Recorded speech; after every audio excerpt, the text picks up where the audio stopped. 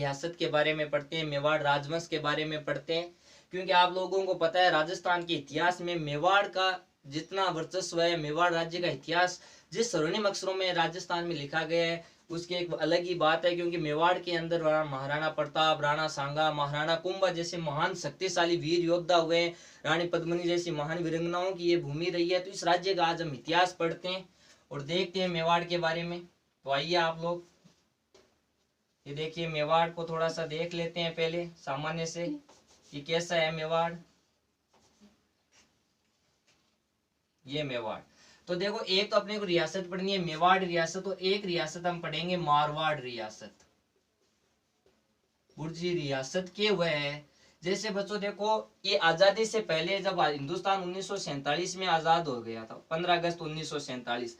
अभी हम यदि आजादी के बाद की बात करें तो जैसे हमारे राज्य में राज्य है, यदि राज्य से छोटा माने तो संभाग है, संभाग से छोटी यदि इकाई की बात करें तो जिला है, जिले से नीचे देखें तो तहसील है, और तहसील के नीचे क्या है, पंचायत है। आज यदि राजस्थान में बात की जाए, हमारे देश के अंदर बात की जाए तो एक सी व्यवस्थाएं हैं जो आजादी के बाद में शुरू हुई थी, लेकिन आजादी से पहले न राज्य था, न तहसीलें थी, न जिला था, ऐसा कुछ नहीं होता था। यानी आजादी से पहले यदि बात की जाए जो क्षेत्र जिसके अधिकार में होता था, जैसे यहाँ यदि हम नीचे जो इस क्षेत्र की बात करें, एक यदि इस क्षेत्र की बात करें, ये जैसे नीचे वाला क्षेत्र यदि हम माने, जैसे आपका आप इस समय राजसमंद जिला है, उदयपुर जिला है, इन जिलों की बात करें भीलवाड़ा है, और आपका चित्तौड़गढ़ जिला है, ये इन जिलों के द्वारा जो घिरा हुआ क्षेत्र है इस समय, वो समय मेवाड़ रियासत के अधीन आता था, यानी वो क्षेत्र कहलाता था मेवाड़। और यदि हम बात करें जैसे आपका जोधपुर है, मारवाड़ का मतलब जोधपुर ही है, जोधपुर है, बीकानेर है, और आपकी बाड़मेर जिले हैं, इन जिलों के द्वारा जो घेरा हुआ क्षेत्र था उस समय मारवाड़ रियासत के अंदर आया करता था। यानी उस समय सीधे मेवाड़ थी, आमेर रियासत थी, तो ऐसी रियासतें थी उस समय राज्य नहीं हुआ करते थे। यानी आजादी से पहले हम कौन से शब्द प्रयोग में करते, रियासत बोलते। जैसे आज हम गांव बोलते हैं, उस समय बोले जाते थे ठिकाने। जब राजस्थान का एकीकरण हुआ उस समय राजस्थान में 19 रियासतें थी, फिर उन रियासतों का विलय किया गया, राजस्थान बना, फिर राज्य बने, फिर जिले बने, फिर संभाग बने, तो फरगना, तो ऐसे शब्दों का प्रयोग किया जाता था पहले। यानी जब राज्य, संभाग, जिला ऐसे शब्द किए जाए तो उसका मतलब है कि हम बात आजादी के बाद की कर रहे हैं। लेकिन जब बात की जाए रियासत की, ठिकानों की, तो उसका मतलब है बात हो रही है आजादी के पहले की। जैसे एक बार सेकेंड ग्रेड के अंदर क्वेश्चन आया था कि आपका जो सिरोही है, ये सिरोही किस संभाग में आता है। देखना क्वेश्चन सही से सुनना कि सब क्वेश्चन पूछा गया था कि सिरोही किस संभाग के अंदर आता है। तो जैसे अभी सिरोही के यदि संभाग पूछा है, संभाग में तो आएगा कि कौन से संभाग में है। जैसे पूछे सिरोही किस रियासत में था, यानी रियासत में तो आता था क्योंकि बात आजादी के पहले की है, और संभाग में आता है। तो यदि वैसे देखें तो सिरोही की यदि रियासत देखें, सिरोही वैसे कुछ स्वतंत्र भी रहा था, कभी मेवाड़ वालों के, कभी मारवाड़ वालों के अधीन रहा, अलग अलग। लेकिन आपसे क्वेश्चन पूछे कि संभाग में किस में आता है, तो यदि हम मैप में देखें तो उदयपुर के जस्ट ऊपर ही है सिरोही, तो उससे देखते दिमाग में सीधा ये आता है कि सिरोही उदयपुर संभाग में ही है। लेकिन नहीं, उदयपुर संभाग में नहीं है, सिरोही है जोधपुर संभाग में। तो एक अच्छा क्वेश्चन है, थोड़ा सा ध्यान में रखना। जैसे आपसे पूछ ले बीकानेर किस रियासत में आता है या किस रियासत में आता था, तो आप कहोगे कि बीकानेर मारवाड़ रियासत में आता था। लेकिन आपसे पूछे बीकानेर किस संभाग में आता है, तो बीकानेर तो खुद एक संभाग है। तो इसे थोड़ा सा ध्यान में रखना कि जब राज्य वगैरह की बात हो रही है, जिला वगैरह, तो बात हो रही है आजादी के बाद की। और जब हम जब शब्द यूज किया जाए रियासत, ठिकाने, तो उसका मतलब हम बात कर रहे हैं किसकी, आजादी के पहले की। तो थोड़ा जो मेवाड़ के अंदर कौन से आते हैं, हमें मेवाड़ के बारे में पढ़ने हैं, तो मेवाड़ से मतलब है, फालतू की बातों से क्या लेना देना। तो मेवाड़ का जो अभी हम राज्य माने उस समय मेवाड़ का क्षेत्र कौन सा था, तो वर्तमान राजस्थान के अंदर जो राजसमंद, उदयपुर, भीलवाड़ा, चित्तौड़गढ़ जो ये जिले हैं, इनसे घिरा हुआ एक क्षेत्र है, ये उस समय का मेवाड़ था। भाई मेवाड़ के दिन कौन कौन से आते हैं, ये आपके आएंगे राजसमंद वाला, चित्तौड़ वाला, उदयपुर और आपका भीलवाड़ा। इन जिलों से घिरा हुआ क्षेत्र कौन सा है, ये आपका है मेवाड़। अब देखो ये मेवाड़ जो शब्द है ये कैसे बना, इस भूभाग को मेवाड़ कैसे कहने लगे, क्या कारण था कि इस जगह का नाम मेवाड़ पड़ा। तो कहते हैं कि पहले यहाँ मेव या मेर जाति की अधिकता हुआ करती है। एक जाति थी मेव या मेर, कि इस जाति की अधिकता थी, क्योंकि प्राचीन समय में इस जगह के लिए संस्कृत भाषा का एक शब्द मिलता है, इसे मेदपाट कहा जाता था। मेदपाट, मेदपाट संस्कृत भाषा का शब्द है, हिंदी में कहें तो प्रागवाट। और इन दोनों ही शब्दों का अर्थ होता है मेव या मेरों का देश, मेव या मेरों का देश। यानी वर्तमान में जो आपका चित्तौड़गढ़, राजसमंद, उदयपुर, भीलवाड़ा वाला जो क्षेत्र है, जो उस समय मेवाड़ राज्य के नाम से जाना जाता था, उस राज्य में पहले प्राचीन समय के अंदर मेव या मेर जाति रहा करती थी, उस जाति की अधिकता थी यहाँ पर, इसलिए इस क्षेत्र का नाम पड़ गया मेवाड़। क्योंकि देखो मेवाड़ दो शब्दों से मिलकर बना है, एक तो है मे और एक है वाड़। इस वाड़ शब्द का अर्थ होता है रक्षित प्रदेश। क्या अर्थ होता है? रक्षित प्रदेश। जैसे आपका एक शब्द है मारवाड़, उसमें भी वाड़ आ रहा है। एक आपका शब्द है झालावाड़, झालावाड़, तो झालावाड़ शब्द का अर्थ होता है रक्षित प्रदेश। झाला यानी झालाओं से रक्षित भूमि क्या कहलाई? झालावाड़। मारवाड़, मार, मार किस शब्द से बना है? मरु से। मरु का अर्थ क्या होता है? रेगिस्तान, यानी रेगिस्तान से रक्षित भूमि क्या कहलाई? मारवाड़ कहलाई। तो वैसी मे, और इस मे शब्द का यहाँ पर मतलब अर्थ है मेर या फिर मेव से। तो मेर या मेव राशि, मेर या मेव जनजाति से रक्षित प्रदेश क्या कहलाया? मेवाड़ कहलाया। तो थोड़ा सा इस बात को ध्यान में रखना। यदि हम महाभारत काल के समय की बात करें तो यहाँ पर सीवी जनपद था, क्योंकि आपको पता है कि जो प्राचीन भारत था उस समय भारत के अंदर न राज्य था न कोई जिले थे, ऐसा तो कुछ था नहीं। भारत जो पूरा हमारा देश था वो जनपदों में विभक्त था। जैसे आपने मौर्य काल के समय में देखा होगा कि पूरा भारत जो वर्ष 16 जनपदों में बंटा हुआ था। पूरे भारत में कितने जनपद है उस समय? 16। तो यदि हम महाभारत काल के समय की बात करें तो जो मेवाड़ वाला हिस्सा है आज, तो उस मेवाड़ वाले हिस्से में वो सीवी जनपद में आता था, और इस जनपद की राजधानी थी मध्यमिका। मध्यमिका जो वर्तमान में नगरी, कहां पर पड़ती है नगरी? ये है आपकी चित्तौड़गढ़ में। तो ये क्षेत्र सीवी जनपद के अधीन आता था उस समय। चित्तौड़गढ़ वाला ये क्षेत्र वो सीवी जनपद में आता था। नगरी में हमें पंचमार्क सिक्के मिले, हाथ सिक्के, उससे हमें इसके बारे में थोड़ी जानकारी मिलती है। तो ध्यान में रखना कि प्राचीन समय में इस जगह के लिए मेदपाट या प्रागवाट, मेदपाट ये संस्कृत भाषा का शब्द है, संस्कृत, और ये जो आपका है प्रागवाट ये हिंदी भाषा का शब्द है। दोनों का अर्थ एक ही होता है, मेव या मेर का, मेरों का देश। तो इस मेर या मेवों के द्वारा जो रक्षित भूमि थी वो क्या कहलाई? मेवाड़ कहलाई। तो थोड़ा सा ध्यान में रख लेना। और मेवाड़ वाला जो आपका हिस्सा था महाभारत के समय में, यहाँ पर मध्य जो सीवी जनपद है जिसकी राजधानी थी मध्यमिका या नगरी। चलो आगे बढ़ते हैं, आगे देखते हैं कि मेवाड़ के बारे में और क्या है। तो देखो यहाँ पर दो राजवंशों ने शासन किया, एक घुइल राजवंश था और एक है सिसोदिया राजवंश। इन दो राजवंशों को हम मेवाड़ के अंदर पढ़ेंगे। तो दोनों राजवंशों का अपना एक झंडा था। तो मेवाड़ का झंडा देखते हैं। जैसे आज हमारा देश है हिंदुस्तान है, हमारा तिरंगा है, हमारा देश का झंडा, राष्ट्रीय जो हमारा ध्वज है तिरंगा, जो हमारे आन बान शान का प्रतीक है। तो उस समय जो मेवाड़ था इसका राज्य झंडा कौन सा था? मेवाड़ का राज्य ध्वज या मेवाड़ राजवंश का झंडा, इनका झंडा कैसा था देखते हैं। तो थोड़ा देखना, बनाता हूं झंडा मैं आपके लिए।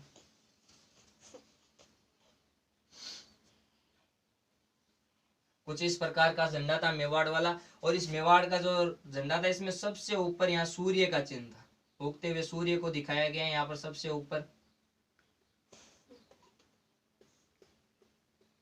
और इस यहाँ पे इसके ऊपर नाम लिखा था चित्तौड़गढ़।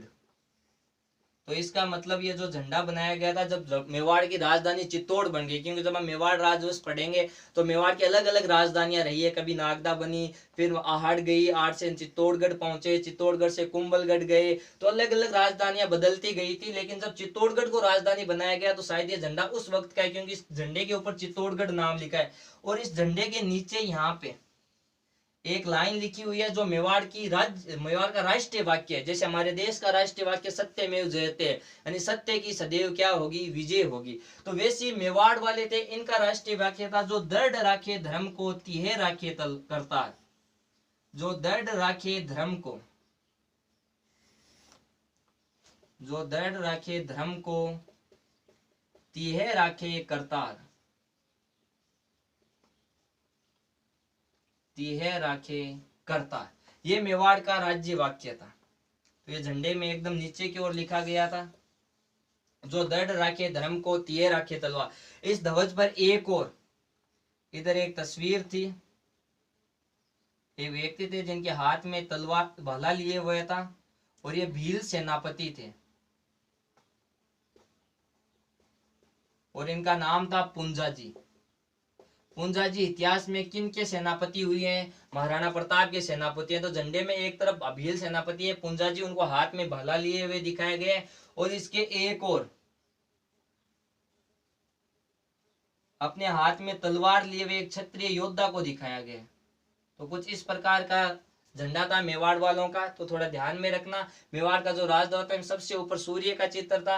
मेवाड़ में जो आपका नीचे है, इस मेवाड़ जो झंडा है इसके ऊपर चित्तौड़गढ़ नाम लिखा हुआ था, और जो झंडा है इसके नीचे लाइन लिखी थी, जो दृढ़ राखे धर्म को, तीहे राखे करतार। ये इनका आदर्श वाक्य कह सकते हो मेवाड़ वालों का, या राज्य वाक्य कह सकते हो।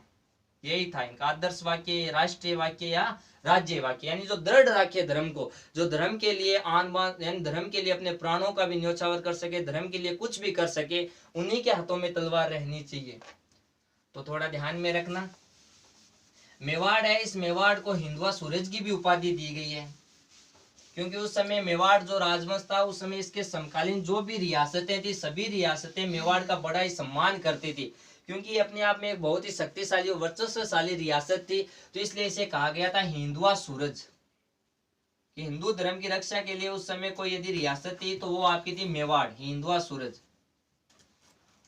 दुनिया में इतने लंबे समय तक शासन करने वाला कोई सा भी वंश नहीं है जो मेवाड़ दुनिया का, पूरे विश्व का सबसे लंबा राजवंश है जिसने शासन किया। क्योंकि मेवाड़ में शासन करना, मेवाड़ 565 में शुरू हो जाता है, घुइल वंश की स्थापना होती है 565 में, और अभी भी ये राजवंश चल रहा है। आज भी यदि मेवाड़ के, चित्तौड़गढ़ के राजकुमार देखें तो लक्ष्य राज सिंह है वहां के, लेकिन हमें तो 1947 तक ही पढ़ना है इसको, क्योंकि 565 से लेके 1303 तक तो घुइल राजवंश रहेगा, और 1303 ईस्वी से लेके 1947 तक हम सिसोदिया राजवंश पढ़ेंगे।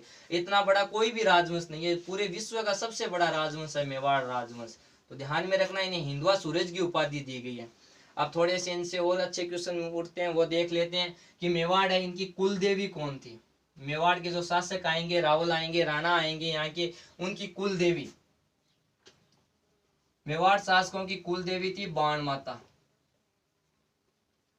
बाण माता, बाण माता का एक मंदिर तो चित्तौड़ दुर्ग में, चित्तौड़गढ़ के अंदर, चित्तौड़ में, और एक इनका मंदिर है केलवाड़ा में। केलवाड़ा कहां पर है? राजसमंद के अंदर है, राजसमंद में।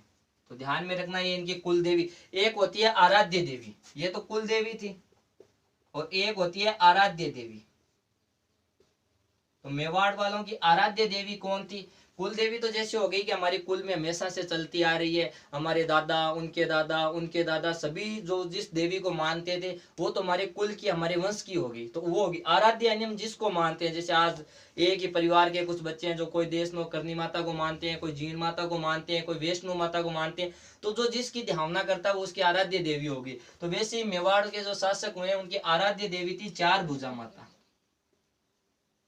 चार भुजा माता, चार भुजा माता का जो मंदिर है हल्दी घाटी में बना हुआ है।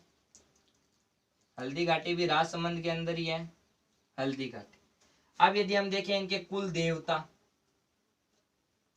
मेवाड़ शासकों के कुल देवता एकलिंग जी, एकलिंग जी, एकलिंग भगवान शिव। तो एकलिंग जी का जो मंदिर है कैलाशपुरी में बना हुआ है, उदयपुर के अंदर। एक आगे हम शासक पढ़ेंगे, घुइल वंश का एक प्रतापी शासक होगा बप्पा रावल, उसके द्वारा एकलिंग जी का मंदिर बनाया गया था। एकलिंग जी के जैसे अलग अलग संप्रदाय होते हैं, जैसे एकलिंग पशुपति लकुली संप्रदाय है एक, तो इसके अलावा कुछ जो अघोरी होते हैं, शिव भगत होते हैं, जो नरमुंड लटका के वगैरह रखते हैं। आज तो नहीं है, ऐसे नहीं होते, लेकिन नरमुंड वगैरह ऐसे रहते हैं। तो अलग अलग संप्रदाय हैं शिव जी के, उनमें से जो लकुलिस या पशुपति जो संप्रदाय है उसको मानते थे, लकुलिस या पशुपति, इस संप्रदाय को मानते थे। तो मेवाड़ के कुल देवता कौन है? एकलिंग जी है। अब इनके आराध्य देवता देखें, आराध्य देवता, आराध्य देवता थे गढ़बोर के चार भुजानाथ। गढ़बोर यानी गढ़बोर राजसमंद के अंदर है और यहाँ पर चार भुजानाथ का मंदिर है, ये इनके आराध्य देवता थे। तो ये ध्यान में रखना। मेवाड़ की कुल देवी कौन है? बाण माता, जिनका मंदिर चित्तौड़ में है और एक केलवाड़ा के अंदर है। एक इनकी जो आराध्य देवी है मेवाड़ वालों की, वो कौन है? वो है चार भुजा माता, जिनका मंदिर हल्दी घाटी में बना हुआ है। मेवाड़ के कुल देवता है एकलिंग जी। एकलिंग जी के लकुलिश या पशुपति संप्रदाय को ये लोग मानते थे। और इनके आराध्य जो देवता है वो गढ़बोर के चार भुजा नाथ। ये गढ़बोर है वो आपका राजसमंद के अंदर ही है, ध्यान में रखना इस चीज को। चलो आगे बढ़ते हैं, आगे देखें। अब देखो मेवाड़ में जो शासक आएंगे, मेवाड़ के जो रावल बनेंगे, जैसे रावल रतन सिंह है, बप्पा रावल है, या मेवाड़ के जो महाराणा होंगे, कुंभा, सांगा, महाराणा प्रताप, उदय सिंह वगैरह होंगे, ये कभी भी अपने आप को राजा नहीं मानते थे। यानी मेवाड़ में कोई राजा था ही नहीं। जो भी शासक हम पढ़ेंगे उनमें से कोई भी राजा नहीं था मेवाड़ वाला। चाहे आप बात कर लो बप्पा रावल की, चाहे आप बात कर लो रतन सिंह की, चाहे महाराणा प्रताप की, महाराणा कुंभा की, किसी का भी नाम ले लो, वो मेवाड़ के राजा नहीं थे। अब राजा वो नहीं थे तो मेवाड़ का राजा कौन था? मेवाड़ वाले जो भी शासक थे वो अपना राजा एकलिंग जी को मानते थे कि हम तो एकलिंग जी के सेनापति हैं और हमारे जो राजा हैं वो कौन है? एकलिंग जी है। तो मेवाड़ के राजा थे एकलिंग जी, खुद को एकलिंग जी का सेनापति मानते हुए ये लोग शासन करते थे। तो अच्छा क्वेश्चन है, ध्यान में रखना। कई बार एग्जाम में यदि आपको पूछ ले कि निम्न में से मेवाड़ के राजा हैं, ऑप्शन दे दे महाराणा कुंभा, महाराणा प्रताप, रावल रतन सिंह, और डी ऑप्शन आपको दे दे एकलिंग जी, तो उनमें से तो कोई नहीं होगा। डी ऑप्शन आपका सही होगा, एकलिंग जी। तो मेवाड़ के राजा हैं एकलिंग जी, ध्यान में रखना। एक जैसे आपको कह दे कि आशंका मांगना, आशंका मांगना, ये क्या होता है? आशंका मांगना जैसे उस समय जब होता था, यदि हम बात करें इस समय की, तो जब युद्ध करने के लिए जाते थे तो सेनापति युद्ध करने से पहले अपने राजा के कक्ष में जाता है, यानी राजा से इजाजत लेने जाता था कि हम युद्ध करने के लिए जा रहे हैं, लड़ने के लिए जा रहे हैं, हमें विजय होने का आशीर्वाद दीजिए। तो ये जब कक्ष में जाते थे तो उससे पहले जैसे कक्ष में प्रवेश करने से पहले अपने जो अस्त्र शस्त्र होते थे, राजा के पास जाने से पहले अस्त्र शस्त्र बाहर ही रख देते थे। दरवाजा होता था, उस दरवाजे के बाद संपलें भी बाहर उतार देते थे और फिर अंदर जाके राजा से परमिशन लेते, उनसे ये आशीर्वाद लेते कि हम युद्ध करने के लिए जा रहे हैं। तो वैसे ही ये मेवाड़ वाले जब भी युद्ध करने के लिए जाते, युद्ध करने से पहले एकलिंग जी के मंदिर में जाते, मंदिर के बाहर ही अपने अस्त्र शस्त्र बाहर ही रख देते, चंपलें भी बाहर खोल देते और फिर जाके आशीर्वाद लेते एकलिंग जी से कि हमें विजय भव होने का आशीर्वाद दीजिए, हम युद्ध करने के लिए जा रहे हैं, आप अपना आशीर्वाद बनाए रखें। तो एकलिंग जी के जाके जो युद्ध की इजाजत लेते थे वो कहलाता था आशंका मांगना। तो थोड़ा ध्यान में रखना। एक जो मेवाड़ के अंदर जो महाराणा हुए थे, इनका राज तिलक कौन करता था? मेवाड़ महाराणाओं का राज तिलक है वो भील सेनापति के द्वारा किया जाता है, भील सेनापति के द्वारा। अभी हमने जो इनका राज झंडा देखा था, उस झंडे के ऊपर भी भील सेनापति की तस्वीर थी, जो महाराणा प्रताप के सेनापति हुए थे। तो इनका जो महाराणा हुआ करते थे, उनका राज तिलक कौन करता? उनका राज तिलक भी भील सेनापति के द्वारा किया जाता था। और ये भील सेनापति होता था ऊंदरी गांव का। कौन से गांव का? ऊंदरी गांव का। ये मान लो ऊंदरी गांव का जो भील सेनापति है एब्सेंट है, ये नहीं पहुंच पाए। जब मान लीजिए कि वहां आसपास में हो ही नहीं ऊंदरी गांव का, कहीं गया हो आईपीएल देखने में व्यस्त हो, बिजी हो आसपास, या कहीं और बिजी हो, तो उस समय वहां पर आपका अगुणा गांव का सेनापति भील सेनापति भी हो सकता था। तो इन गांव के सेना, एक तो ऊंदरी या फिर अगुणा गांव का सेनापति है, उसके द्वारा मेवाड़ के जो महाराणा थे उनका राज तिलक किया जाता था। एक होते थे उमराव। तो मेवाड़ जो महाराणा है, जो या मेवाड़ के जो सामंत होते थे, सामंत शाही या नौकरशाही की शुरुआत है वो मेवाड़ के एक शासक होंगे, जो हम आगे पढ़ेंगे, अलट या आलू रावल, उनके द्वारा नौकरशाही या सामंत शाही की शुरुआत की जाएगी। तो इनके जो सामंत थे मेवाड़ के, वो कहलाते थे उमराव, ध्यान में रखना। तो ये थोड़े अच्छे क्वेश्चन है, आपको ध्यान में रहने चाहिए। यहाँ से पूछ सकते हैं, जैसे आपको सीधा पूछ ले कि मेवाड़ है, इस मेवाड़ को कौन सी उपाधि दी गई है, तो मेवाड़ को हिंदुआ सूरज कहा जाता है। मेवाड़ की कुल देवी पूछ ले तो बाण माता, मेवाड़ की आराध्य देवी चार भुजा माता, मेवाड़ की कुल देवता आपसे पूछ ले तो एकलिंग जी। मेवाड़ के आराध्य देवता आपसे पूछ ले तो चार भुजा नाथ। मेवाड़ के राजा पूछते, जैसे आमेर के राजा पूछते तो गोविंद राज थे। आमेर वाले भी अपना राजा किसको मानते थे?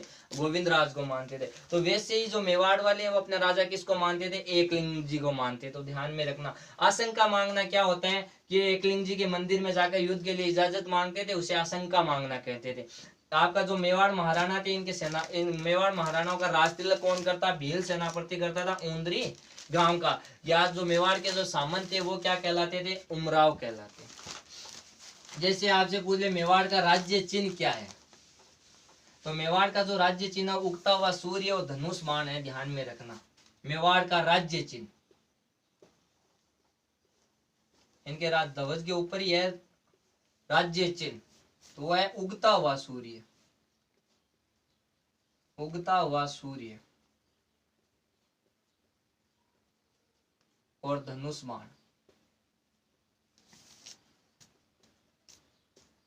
तो ये मेवाड़ के बारे में थोड़ी सी सामान्य जानकारी। अब आगे चलें तो हम जैसे मेवाड़ में घुइल राजवंश पढ़ेंगे, सिसोदिया पढ़ेंगे, तो कहीं ना रहेंगे दुर्ग में रहेंगे किसी न किसी। तो यहाँ पर एक दुर्ग है मेन मेवाड़ का, वो है चित्तौड़ दुर्ग। तो थोड़ा सा उसके बारे में भी देख लेते हैं, चित्तौड़ दुर्ग के बारे में कि क्या है, कैसा है। बनाते हैं जैसा बनता है।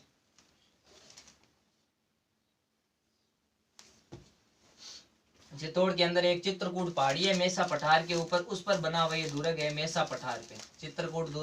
चित्रकूट पहाड़ी है उसके ऊपर चित्तौड़ दुर्ग आपका, चित्तौड़ दुर्ग। इस चित्तौड़ दुर्ग का जो निर्माण है, अब दुर्ग के बारे में पढ़ रहे हैं, तो इसका निर्माण किया था चित्रांगद मौर्य ने। मौर्य वंश का एक शासक था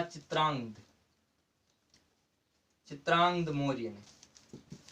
जिस मौर्य वंश में अशोक, चंद्रगुप्त जैसे महान शासक हुए थे, उन्हीं का एक वंशज था चित्रांगद। उसके द्वारा इस जो आपका चित्तौड़ दुर्ग है इसका निर्माण किया गया था। राजस्थान का प्रथम दुर्ग भी है और इसे राजस्थान का गौरव भी कहते हैं। उपनाम में देखें तो राजस्थान का गौरव इस दुर्ग को कहा जाता है, राजस्थान का गौरव। राजस्थान के और भी जैसे गौरव है ना, खेजड़ी है वो राजस्थान का गौरव है, बाजरा है राजस्थान का गौरव है, वैसे चित्तौड़ दुर्ग भी राजस्थान हमारे राज्य का क्या है? गौरव है। इसे कहा जाता है सिरमौर दुर्ग, दुर्गों का सिरमौर। किस दुर्ग को कहा जाता है? चित्तौड़गढ़ दुर्ग को कहा जाता है। दुर्गों का राजा किस दुर्ग को कहा जाता है? रणथंभौर दुर्ग को कहा जाता है। थोड़ा ध्यान में रखना। ये जो आपका जैसे हम राजस्थान में यदि बात करें तो आपका राजस्थान में चित्तौड़ है वो दक्षिण के अंदर है। तो दक्षिण में जब भी आपको प्रवेश करना पड़ेगा तो चित्तौड़गढ़ दुर्ग से होकर गुजरना पड़ेगा, फिर भी आप आगे पहुंच पाओगे। तो इसे दक्षिण पूर्व का प्रवेश द्वार भी कहा जाता है राजस्थान में। दक्षिण का प्रहरी भी आप कह सकते हो इसे।